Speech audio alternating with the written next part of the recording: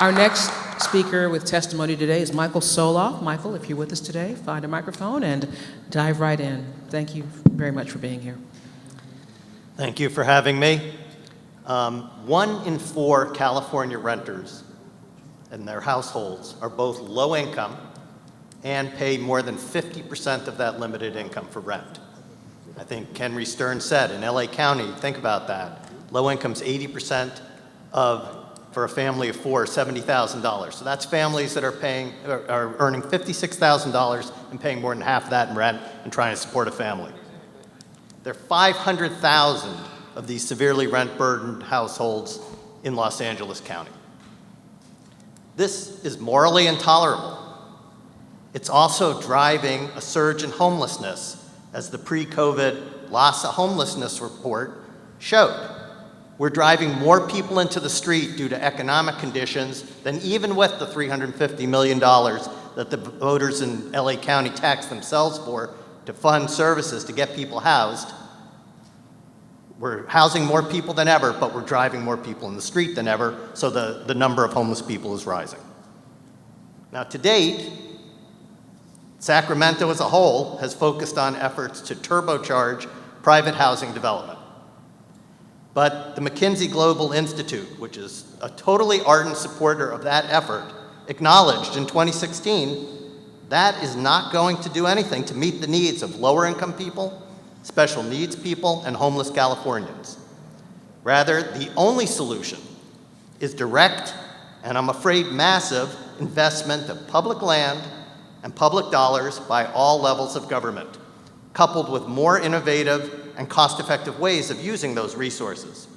So let me just comment on 2 aspects of that. Number 1, how do we marshal the kinds of resources we really need? And with respect, a one-time $6 billion bond that's being talked about in Sacramento, and I heard today is getting pushed over, but we're still hoping it's gonna get on a 2022 ballot. That's not gonna cut it.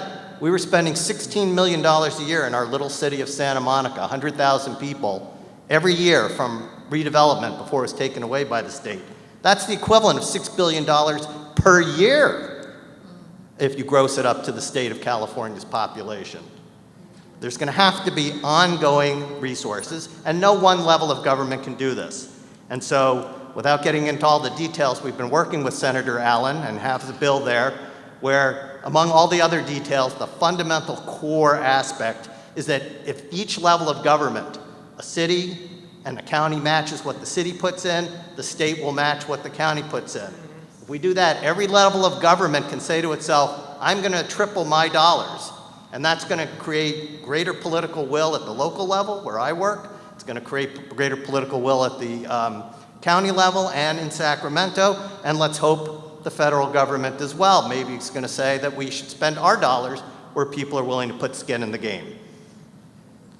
Second, in the short term, it's great that we want to create new housing and all of these things, but the reality is we have all of those 1.5 million households in the state, 500,000 in the county, where people are low income and paying more than 50% for rent.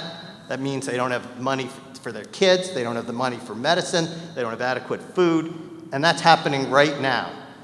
In the city of Santa Monica, we tried a pilot program where we actually give direct rent subsidy to folks who are living in rent-controlled units, longer-term rent-controlled units, to keep them housed there and allow them to live a life of dignity. And we started with seniors. So just to give you an illustration of the economics of this, right now, for $1,050,000 a year, we're able to help 180 households. For that same $1,050,000 in our city, we could maybe build 2 units. So I recognize that short-term rent subsidy does not create a long-term solution. It doesn't create new housing, but it is so much an economically greater way of meeting the immediate needs of desperate people that it needs to be one of the tools while we go ahead and marshal other resources to do it. And so I would urge you to consider that. And ultimately, I've also talked, as Councilman Bonin has, with the folks at Sage and ACT and others who are thinking about how we can maybe, acquire housing. So there may be a way to marry this, where some of those units where we need to give this rent relief to people will also be a way of helping to finance the acquisition and long-term creation of social housing. So, there are many ideas in all of this, but the fundamental thing we have to recognize is there is no solution other than, I think, what the pastor said, which is we have to have a commitment as a society that we're going to put the real resources into this and not pretend that it can be solved in any other way. Thank you. Thank you. And thank you, Mr. Soloff, for including dignity, the word dignity, in your remarks. That means more than you know.